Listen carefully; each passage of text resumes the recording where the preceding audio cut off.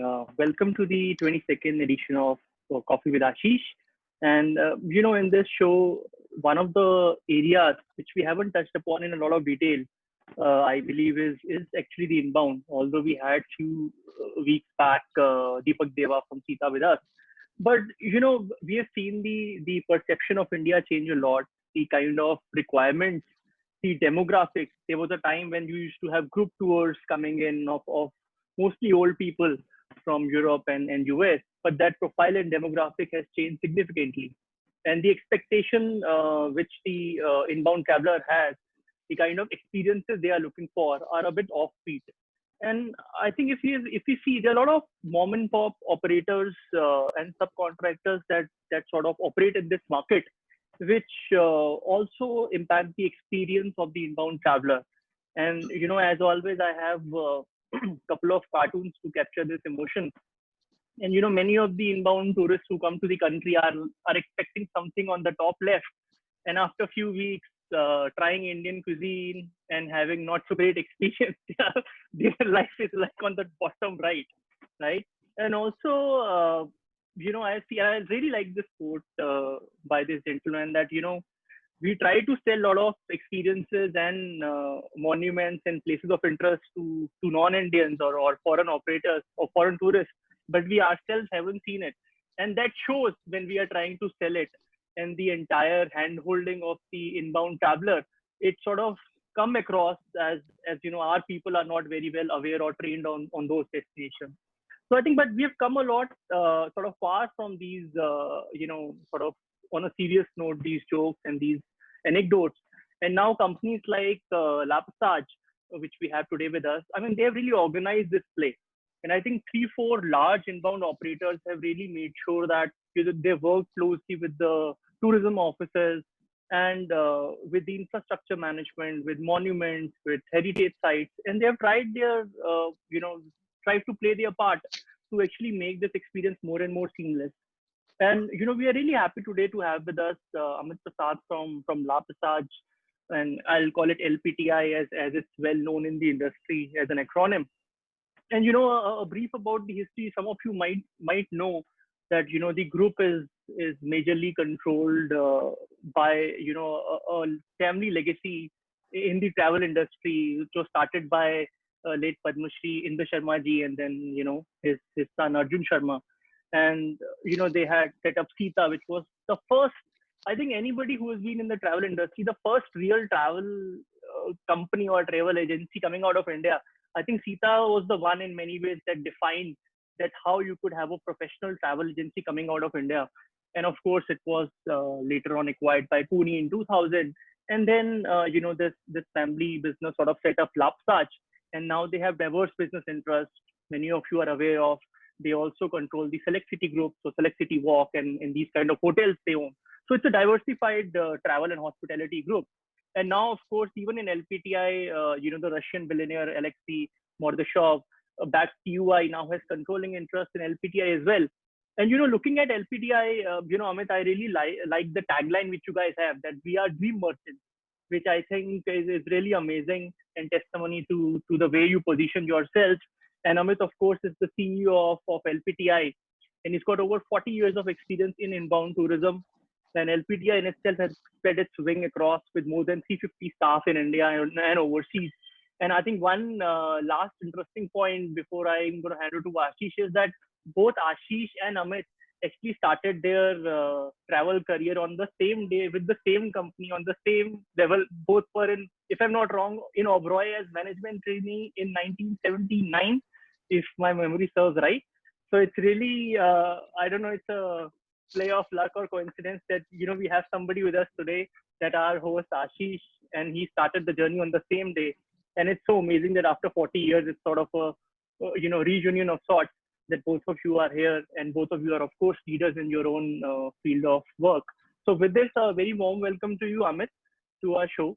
And I'm going to hand it over to Ashish to have a conversation with you while I sit back and enjoy my coffee. Thank you, Karthik. Amit, how's your coffee? Good. Oh, great. So in fact, little trivia here for the audience. Same day, same time, same year, same everything, same boss, who of course has passed away since then. God bless his soul. Yeah, Amit and I started our journey in the travel trade together. And little did we realize way back then that we would be staring at a phenomenon, which is a black swan event, which would hit our life 40 years later, which will really flatten the world. And that's what really it happened. I think nobody would have been able to look back that much ahead, or even in a short term. But coming back to you, Amit, you work for TUI now, and TUI practically captures the mood of the entire traveling community globally. It is one of the largest tour operators worldwide, certainly the largest as far as Europe is concerned. It is spread across various countries in the world and Europe especially. And so therefore, my first question, which is posed around, actually has multiple questions. One is that, what do you see the business outlook globally? When do you think it will start returning? Because it also depends on a country centric. Austria could be different from Switzerland and so on. And how do you see the return of the holidaymakers from these various countries? First, the confidence of traveling, and second, of course, to India specifically. So like I said, it's a many question into one. So, Karthik and Ashish, thank you very much for giving me this opportunity to be here with you. Just Karthik, I wish you not keep on pushing this 40-year bit again and again. We are still young at heart. Ashish, coming to your question, TUI is cautiously optimistic about the business restarting. So I'm pleased to tell you that the business has now started in Europe. And as we speak, TUI is operating roughly 20 flights from Germany into Spain. So that is very, very positive. The business in Europe has started. After Spain, there will be other destinations that will open gradually, like Greece, Cyprus, etc. And TUI expects to do about 30% of their turnovers they did last summers, this year. So of course, it's a small number, but I think it is important that the travel should start. People should start feeling confident about traveling. I must also tell you, these flights that operated from Germany to Spain were all full. So certainly there is confidence of the traveling clientele to start moving out of the countries. As far as long haul is concerned, the outlook would be a little more pessimistic. Travel will only start from coming winters. However, there is a bright spark for India. TUI has announced 5 flights to Goa starting October, and they will carry on till May. There will be 3 flights that will operate from Manchester, and 2 will operate from Gatwick. What is very interesting is that TUI opened the bookings to Goa on the 15th of May, and as on date, the numbers are up by 25% over last year.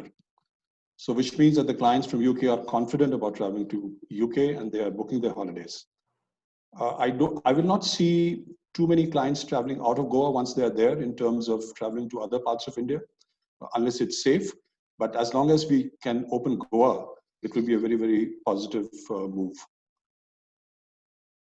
As far as traditional business is concerned, the earliest we can see its return would be next year.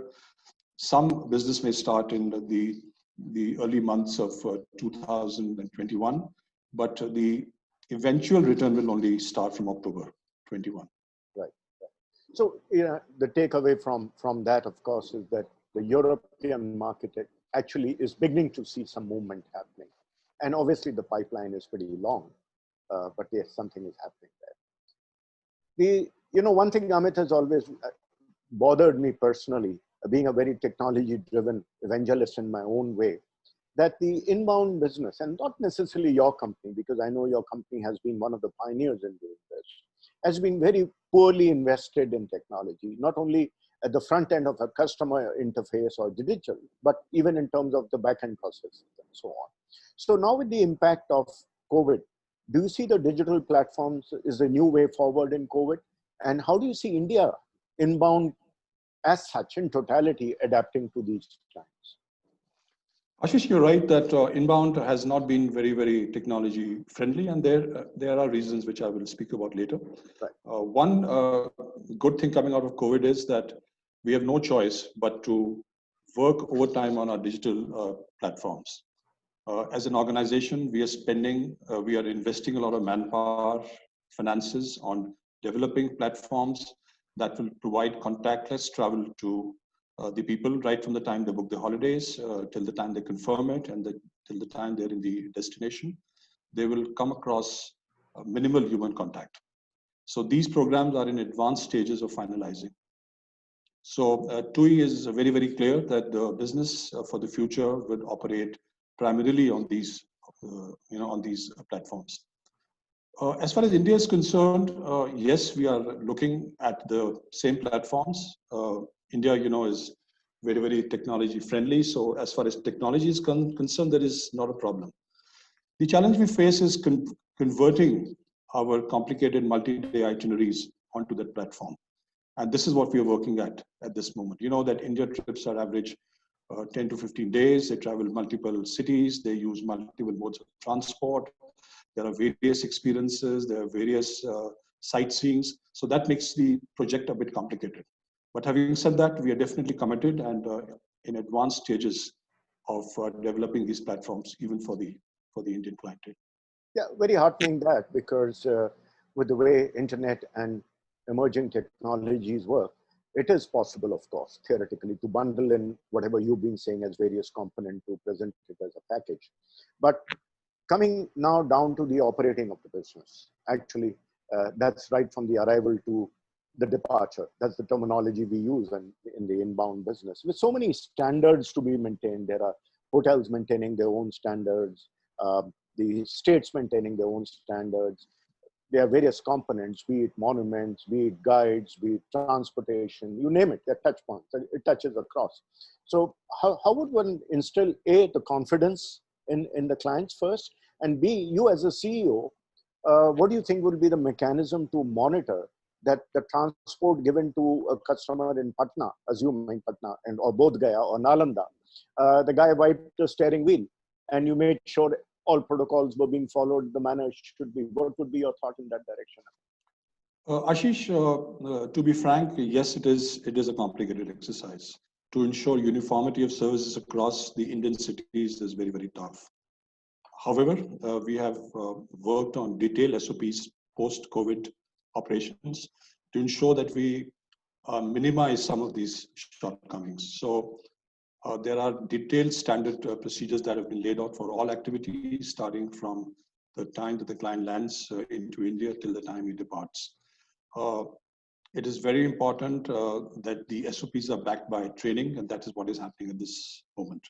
So we would look at introducing cities in a phased manner. So if, for example, we don't feel confident that some cities are ready, we would then not tend to introduce them in the first go, and would be more confident where we have our own offices, our own setups, etc., to first push those cities where we are sure that the service standards would be delivered.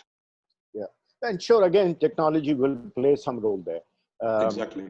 I'm visualizing something like a self-attestation from a chauffeur in Bodh Gaya, who says if he was to maintain 5 protocols in the car, before the duty is generated to him, he actually ticks the boxes and say, yes, I've done it. At least you have a self-assured attestation from him, he's done it. Whether he does it or not is another matter. And then it comes as a dashboard across, you as a CEO. Yeah, so obviously a lot of investment needs to come in by the players in some form in driving these standards in operations too. And in a lot of webinars and discussions, they've been talking obviously of domestic tourism growing first, etc. I also believe that there is a method in which that will grow. It's easier said than done to say it will grow. Leave aside how you will create the demand, leave aside how you will service the demand. I continue to make a point that the railway network in India, for example, there are 23 million seats a day to be sold. That's pre-COVID, of course. Now the trains are not running. And Amit, do we know that there are only 10% of those seats, which is 1.3 million, which are automated through the IRCTC? So there's a huge amount of non-automation which is going out there. But coming back to the question of domestic, what are your views on that segment? And do you think that strengthening this segment in some manner, and Karthik did make a point about not knowing about our own country or not able to set up a platform about our own country, do you think it will actually lay a foundation for a better tomorrow for the inbound business? Ashish, there is no doubt that domestic is a huge segment. I mean, we have seen that the number of travelers from India that travel within India is several times more than the foreign clientele that comes into India. So, having said that, we as a company are looking at this segment seriously. We are still not sure what will be the size of market that will be open to organized companies like ours. In the post-COVID scenario, we see that the Indian clients will have, or the domestic clients will have similar fears as foreign clients in terms of traveling to other parts of India. Added to that, there would be restrictions that each state would put that would then again affect their travel to that particular destination.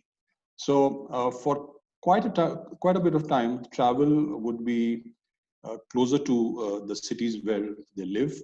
It would be more in terms of self-drive, in terms of taking their own cars and maybe just going for weekends or booking hotels, etc. So that is not the segment that is really open to professional inbound companies like ours. We want to move to the next level where there are organized holidays that are booked by the domestic clients. So eventually we will get there. I'm not sure how much time will it take for this mindset to change from shorter holidays to longer holidays to different parts of India. So when you talk about organized companies such as yours, let me just throw in, for the sake of throwing in, a very unorganized market known as the pilgrimages and the yatra market. Today, the demand, as they say, faith can move mountain. Let me tell you, no corona, no COVID would hold back the faith. And today, there's pre-COVID, that is, 63% of the reason why people travel is for religious purposes. And religious is probably the most unorganized market. People walk for miles and miles and miles to visit the shrine or the temple or whatever they do specific. So perhaps that's an area which an organized company like yours could look at, see how the pipeline could be automated, how that pipeline could be served better. And one more thought, if I may add, Amit, you talked about self-drives and shorter holidays not being your market. Companies such as yours have the capacity, have the appetite to do it. Perhaps you would like to see what can be done on caravan tourism. Because again, with the capacity of the hotels getting limited, all you need is a nice caravan for a family of 4, parked in a hotel in the outskirts, and the electricity and food being driven from that hotel. So, that could create a whole segment altogether. So just a thought for you. You want to react to that in any way? Sure, Ashish. The pilgrimage tours, definitely we should look at it. And I know that within that segments, there would be segments of mid to high-end clients who would seek professional planning of the holidays. We know that people go to Katra, they take helicopters, they take chartered flights, etc. So there would be a segment that would certainly appeal to us, and we would definitely work on that. Caravan tourism also is something for the future. It will be more or less long-term because I'm not so sure how much time it will take for such investments to happen, and whether our roads are ready across India to take these camper vans to travel. But maybe long-term, this segment would eventually emerge. Right. So we've already earlier on, we have addressed the European demand and how it's sort of reviving and what India would be. What do you expect now? Do you expect the Department of Tourism, Government of India, the state ministries to also transform themselves the way they should look at India and marketing India overseas? Ashish, it is a difficult question, and business coming back to India is tough. Not because there is no pent-up demand. We know that most companies till February were having the best years of the business into India. So the businesses were booming till February, and then this crash happened. So there is definitely pent-up demand, but of it to come back would be a little slow. So I see business coming back to India essentially maybe towards this year end in very, very slow numbers. Early winters, again, slow numbers, and the the likelihood of numbers coming closer to the 19 figures would only be by October 2021. That is also because India has the cases which are shooting up, so that's not really creating a good impression. We have to see how fast the disease starts to come down, and people will not travel if they think that the destination is not safe. Right. So I just want to deep dive in the same questions about the role of the tourist office. Do you see them being changed, the way they operate today and versus what they should operate tomorrow? Well, we know this from quite some time that the tourist offices have not been active across the world. Definitely, this is the time for Ministry of Tourism to get its act together. This is the time we're looking at campaigns from them that really identify safer parts of India. As I told you that Goa is seeing bookings which are 25% up over last year. So obviously, Goa is seen as a safe destination. I'm sure Kerala would also be seen as a similar destination. And if we can plan programs that actually involve minimum stay in the metro cities, and then these programs move into some of these safer areas, I'm sure the demand will grow faster. But it's very, very important that Ministry of Tourism looks at launching campaigns, launching awareness, videos, movies, etc., that projects India as a safe destination. Right. Yeah, they have a role to play, certainly. And lastly, just as a matter of discussion, I'm on a panel tomorrow, which is addressing economic growth in the northeast of India. It's addressing all the industries, not necessarily tourism. I happen to be the tourism guy on that panel. And while I was doing my research, I realized that, of course, they call themselves, of course, 7 sisters and 7 states. The kind of information available for digitally or otherwise, and the kind of theme holidays you can build around many of the states there is very insufficient even for guys like us, let alone the potential foreign travelers. I don't know if you will expect the Americans, which are really long haul, to go to Assam. They may if they have a special need or an interest to it. But certainly in and around that area near India, do you see Northeast to become a hub? And it's been a very safe area so far. How do you react to that last question before I pass it to Karthik? Ashish, we know this for a very, very long time that Northeast has a lot of potential. And it's not that we have not tried to promote it. Yes, there is a lack of information, etc., and there has been a limited interest. But primarily, I find that why Northeast has not progressed is because it lacks infrastructure. I don't know if you've been there. You must see the condition of the roads. You must see the quality of the guides, the quality of the transport. There are limited hotels available. You can't do mass tourism. I mean, you can't take larger groups, if not mass tourism, to these regions. So it is really a catch-22 situation. So for Northeast to really look at a growth in tourism, it also has to focus in terms of developing the infrastructure. So once that happens, I'm sure post-COVID, Northeast has a lot of potential. Right. So obviously there is a case for private government partnership to come in many areas in Northeast, and let's see. Definitely.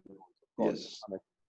So on that note, any last minute thoughts which come while we've been talking before I pass you to Karthik for any questions? No, we are keeping our fingers crossed. We are engaging with our tour operators. We are launching regular marketing campaigns so that India is in top of mind recall. And we are hoping and praying that the business starts to come back as soon as possible. Yes, and thank God for net and webinars, etc. We are still able to keep in touch with our customers and exactly.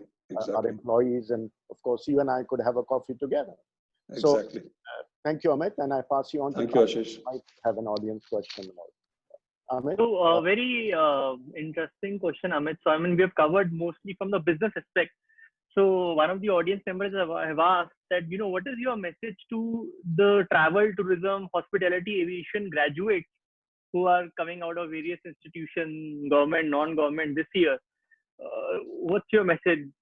Because many of them, and I know because I do a little bit of work in the education space, many of them are having second thoughts that will it take 4-5 years for travel to actually, sort of practically revive? Should they look at other options?